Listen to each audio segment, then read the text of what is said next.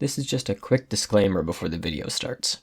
The Minecraft Hardcore video, 7 Days to Die video, and Ark Aberration video are still all in production. They will be coming out in the future. This video is simply made to close the gap in between when those videos come out. What you'll see in the background as I'm talking is the mod list I used, the settings, and the character, just to show you that it's all fair play. I have not closed access for development mode to myself because I would like to be able to use it in the future personally, but I did not use it in this video at all. Anyway, now that that's all cleared up, I hope you enjoy the video. 100 days in Rimworld, let's do it! If there was one thing I had learned through the various attempts at trying to record this video, shelter was the first thing to worry about, especially in the region I was based in. With the world settings, it was going to get very cold very quickly. Brute would start to experience hypothermia even just from being outside at nighttime, so I made sure he got to work. And by nightfall, Brute had a place to sleep, with a campfire to keep him warm and everything. Look at him go. The next thing to worry about, of course, was food. Given the fact that Brute has, well, horrible skills, his only source of food for the time being would be berries. And then the next day, Brute was pretty much just focused in on chopping wood. After all, spike traps do take a lot of wood. And of course, building the maze part of the trap took all of day 3. Getting things done was going to take a while. The mark of day 4 was Brute's first meal that actually had meat in it. He didn't kill the turkey, but hey, food is food, even if that means scavenging through a wolf's leftovers. It was day 5 and Brute finally finished the first traps of the trap maze. He also had a big boy go wandering by. I was getting sick of watching Brute run over to a lake to clean himself, so I decided to build a little washroom for him inside his house. Thankfully, I managed to build over a bunch of water apparently. Afterward, Brute had to run from an Arctic wolf that was hunting him. Fortunately, the traps did their job. Oh yeah, day 6 was an eventful day. We got our first raid as well. Thankfully, these people were just as dumb as the Arctic wolf was. I made sure Brute put good use to their skin and their meats. Can't let anything go to waste out here in the wilderness, can we? As day 7 began to wind down for the night, a transport pod crashed down right outside of Brute's hut. The individual within the pod was not a cannibal, so instead she fed one, and once all her meat had been used up, along with the skin of the 2 fools that had tried to attack him days before, Brute made some tribal clothing. Later, Brute was subject to more tree chopping. As the weather was only going to get colder, Brute would need a good stockpile before the winter hit.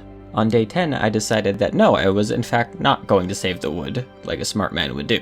Instead, I was going to build a storage room for food, a walk-in pantry if you will. And then the next day, I decided to build a storage room for all my bits and bobs. I did not enjoy having it all thrown about my main floor. On day 10, I decided that no, I was in fact not going to save the wood, like a smart man would do.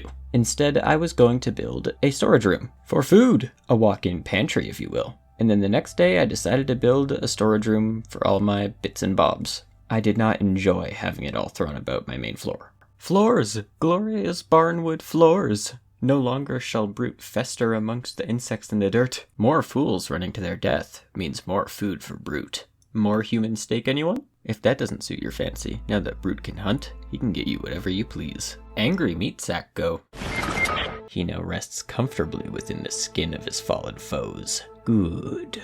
He requires more mutilated plant life for the fires. And for skull crushers. Can't forget the skull crushers. On day 16, a chicken-muffalo hybrid tried to kill Brute. He could have stomped on it, and it would have crumpled like wet tissue paper. Berries, the poor man's human flesh. Speaking of human flesh... Ah yes, our first rescue. As tempted as I was to have Brute eat the poor soul that fell from the sky, I didn't really feel like pissing off one of our only friendly neighbors. So they can sleep on the floor. That should be good for their nearly severed spine, right? My god, Brute, why do you have to be such an idiot when it comes to cooking? Stop! Stop throwing up! You'll ruin our guest's day!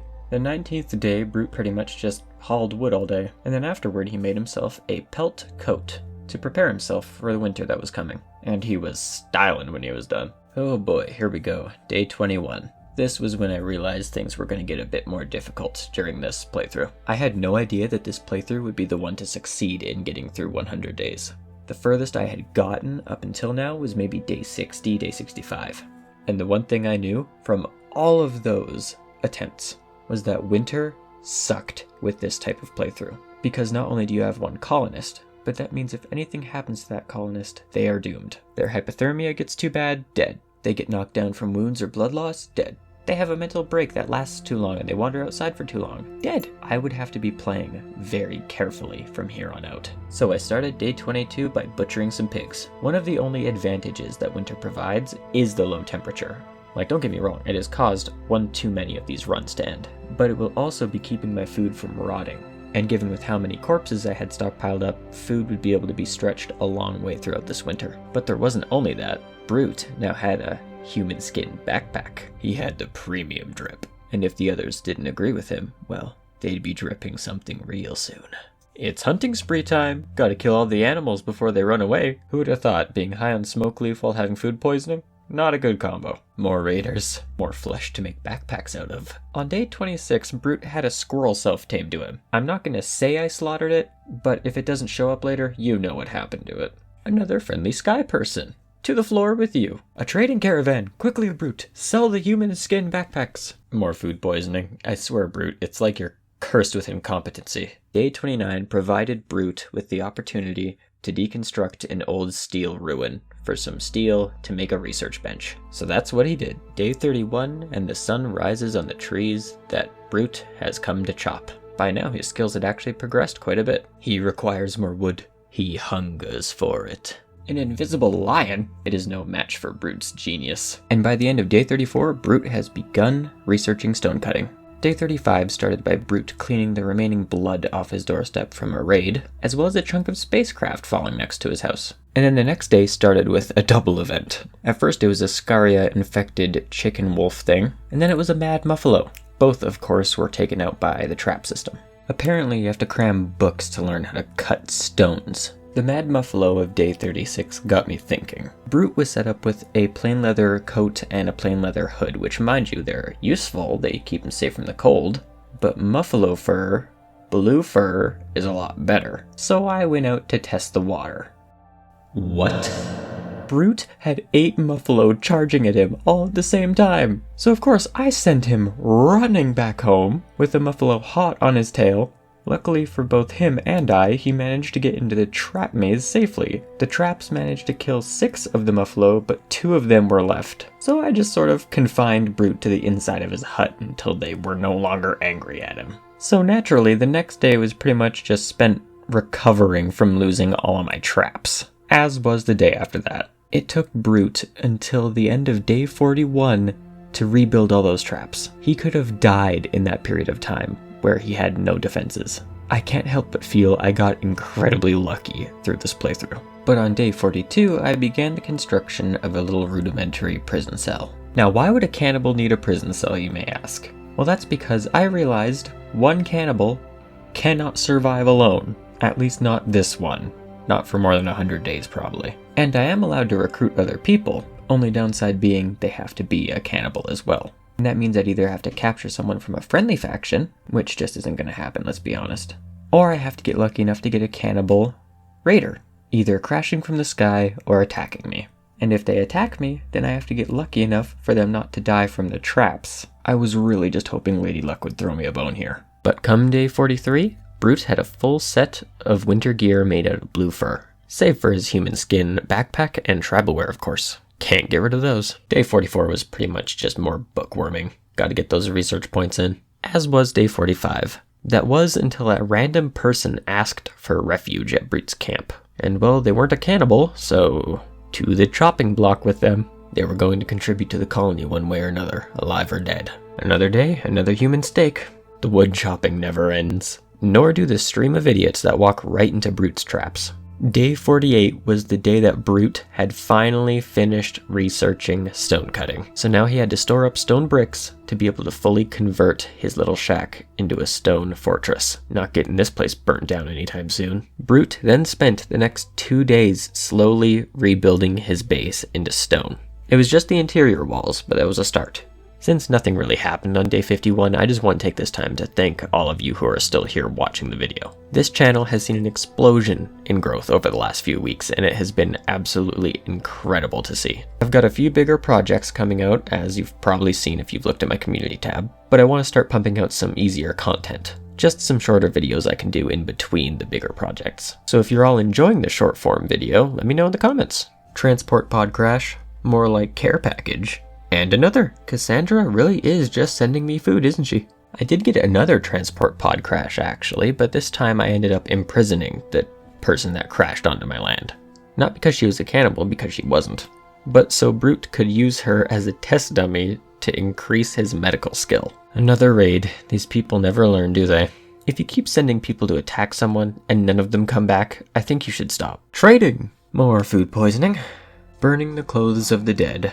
And then I made Brute start to construct 2 smaller grow zones. I wanted to see if he could tame a yak or a horse just to be able to have something to haul stuff when he goes to trade with another village. Geneva Convention? More like Geneva Suggestion.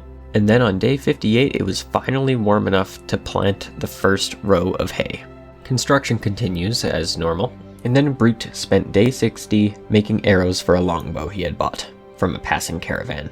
And then Brute spent the next day using the longbow. And then on day 62, Brute ended up taming a pedigreed raptor. He finally had some sort of companionship. He wasn't alone anymore. Nothing like waking up to butcher a mother and daughter in the morning. I don't think it's a wise choice for raiders to have a bring your child to work day. And of course you can't have animals without a pen, right?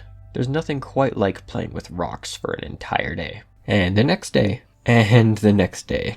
Oh, can't forget cleaning, that's always fun too. And then on the 68th day, Brute's raptor got sick with the flu, though he did recover rather easily. Day 69, what would normally be a rather stressful day in my other videos, ended up actually being quite relaxed, just more wood chopping. And on day 70, Cassandra sent another meat puppet. Always helpful considering the food spoils in the summer. And then on the morning of day 71, the first hay harvest hit, as well as a volcanic winter, so it was going to be getting cold very quickly. And things did indeed get cold fast. And to top it off, Brute couldn't find any berries to harvest to tame a yak, so go figure. Learn to guard him, damn it! Be a meat shield! Failure. More traps. Slowly but surely, food is becoming a bit of an issue. And finally, the pen is being finished. And some midnight hunting is always fun. Food! Sweet, delectable food! Day 78, and Brute had successfully trained his raptor to guard him. The reconstruction of the base continues. Looks like Brute's got another 20 cold days to go. Day 81, and there was a caravan animal that wandered into Brute's territory. And of course, he wanted all the good loot that was in it, so he decided to shoot it a couple times to let it bleed out. Rest well, you two. The journey is almost over. A fortress in the making. A future of safety is not given, it is carved from stone. Construction of the stone bastion is nearly complete. Cassandra gifts Brute with food once more. On the night of day 87, Brute named his raptor Torture, an odd but fitting name given his cannibalistic tendencies. Infected Aerofleet? Really, Cassandra, is that the best you can do? Oh god, they spit at you? They took out your eye? Well, whatever, having only one eye isn't gonna stop you from building. Only a few wooden walls remain. Nothing like some good old-fashioned murder to start the day. Finally. Safety. The threat of fire shall become a thing of the past. More money for Brute. Animal plague. Kinda wishing I made Brute buy some medicine now. Well, least he can do now is make sure Torture is comfortable in his final days. First the eye and then the raptor. Way to kick a guy when they're down, Cassandra. Rest easy, Torture. Your time in this colony was brief, but you will always be remembered. And then on day 99, Brute was able to secure himself a flintlock from a poor soul that thought he could join the cannibal cult and get away. And then finally, the dawn of day 100 struck. Brute had managed to survive alone in the wilderness for 100 days. So of course, to celebrate, Brute ate the first piece of ambrosia he had gotten from a fallen raider. I hope you all enjoyed this video. It was quite fun for me to make, despite the numerous setbacks I had while trying to. And if you potentially want to see a 200 days of Rimworld on this save in the future, let me know in the comments because I need some more easy video ideas to do. I would be lying if I said that 7 Days to Die video wasn't kicking my ass right now. Anyways, I hope you enjoyed, and this story is to be continued.